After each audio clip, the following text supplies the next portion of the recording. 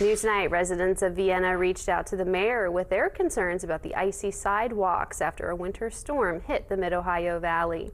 The city of Vienna recently announced a partnership with the Mid-Ohio Valley Transportation Authority.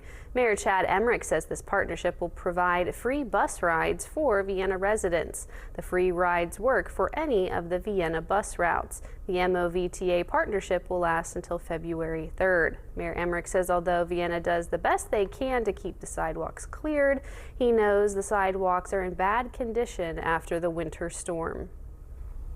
Well, anytime we have to, kind of pivot and shift and come up with ways that we can address public transportation or our residents getting around, we have to look at ways that are sometimes out of the box. And this provides a service to the Vienna residents that they can use the bus if they normally wouldn't.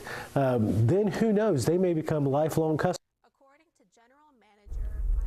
Mayor Emmerich wanted to remind you to use safety and caution while traveling in Vienna.